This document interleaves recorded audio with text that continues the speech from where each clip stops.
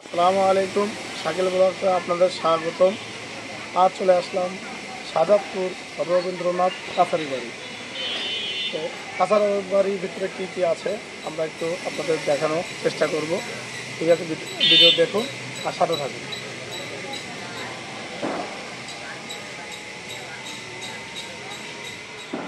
আমরা এখন চলে আসলাম টিকিট কাউন্টারে। এখন টিকিট নেব, তারপর আমরা ভিতরে প্রবেশ করবো। কিন্তু দুটো টিকিট দেব।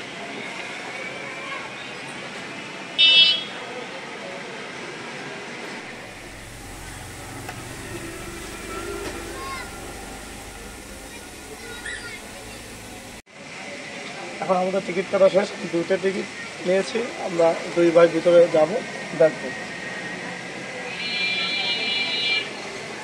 তো বন্ধুরা, আমরা ভিতরে প্রবেশ করার আগে আপনাদের কাছারি বাড়ির সময়সূচিটা দেখাই। দেখেন, এখানে সুন্দরভাবে সব কিছু লেখা আছে, কবে বন্ধ কবে চালু সবই আছে, আপনারা পড়ে নেবেন।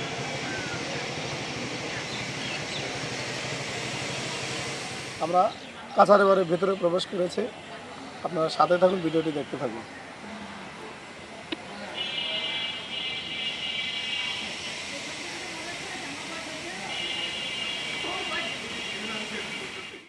এখানে দেখতে পাচ্ছেন বর্তমানে আসলাম কাস্টোডিয়ানের কার্যালয়।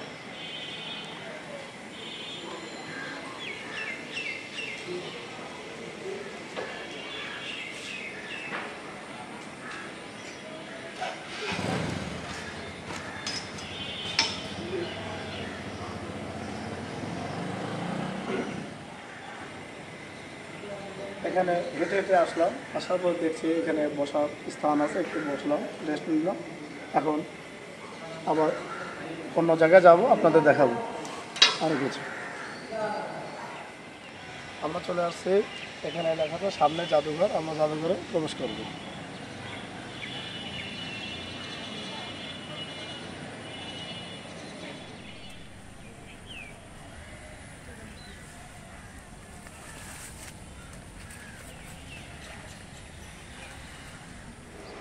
এখন জাদুঘরের ভিতরে যাব, আসুন। ভিতরে প্রবেশ করেই দেখলাম দেয়ালে টানানো রবীন্দ্রনাথের অতীতের ছবিগুলো। এখন আমরা যাব রবীন্দ্র স্মৃতি জাদুঘর। আমরা জাদুঘরে গিয়ে আপনাদের রবীন্দ্র যাবতীয় কিছু জিনিস দেখাবো। এই যে আমি সিঁড়ি দিয়ে উঠলাম, এখন জাদুঘরের ভিতরে প্রবেশ করব। এই ঘরগুলো, এই আসবাব সব কিছু যেন নীরবে বলে যাচ্ছে রবীন্দ্রনাথের গল্প। পাশে রাখা তার ব্যবহৃত পালকি যেন আজও অপেক্ষা করছে কবির পুনরাগমনে। এক কোণে পড়ে আছে তার সাহিত্য রচনার চেয়ার, যেখানে বসেই বোধহয় সৃষ্টি হয়েছিল কোনো এক অনন্ত কবিতা। দেয়ালে টাঙানো তার আয়না, যেখানে প্রতিফলিত হতো এক প্রজ্ঞাবান ভাবুক চেহারা।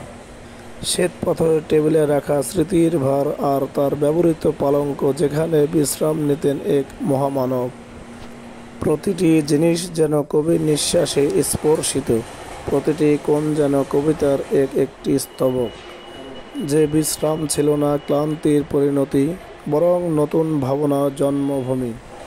যে পালকের জানালায় চোখ রেখে দেখা দিয়েছিল রুক্ষ বাংলার শ্যামল রূপ, এই সে তার ব্যবহৃত পালঙ্ক, যেখানে বিশ্রাম নিতেন এক মহামানব।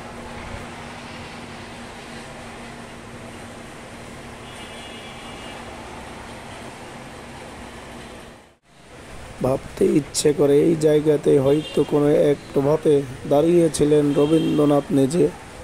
দৃষ্টিপথে হারিয়ে গিয়েছিলেন গ্রামের শান্ত প্রকৃতিতে। আমি যেখানে দাঁড়িয়ে আছি, সেখানে একদিন দাঁড়িয়ে হয়তো সৃষ্টি হয়েছিল শেষের কবিতার কোনো পঙ্ক্তি। মনে হলো ইতিহাস যেন হাত বাড়িয়ে ছুঁয়ে দিল আমার কাঁধ।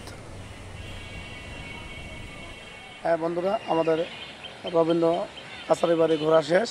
এখন আমরা তো চলে আসলাম ফুলের বাগান। এখানে সুন্দরভাবে লেখা আছে, বাগানের সৌন্দর্য বজায় রাখুন, ফুল তোলা থেকে বিরত থাকুন। আসলেই যেখানেই যাবেন, যদি ফুল গাছ দেখেন, বাগান দেখেন, আপনাকে ফুল ছিঁড়বেন না, বা অন্য যদি ছিঁড়তে চায় তাদেরও নিষেধ করবেন। তো যাই হোক, আজকে ভিডিও এ পর্যন্তই।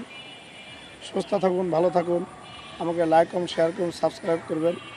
আল্লাহ হাফেজ।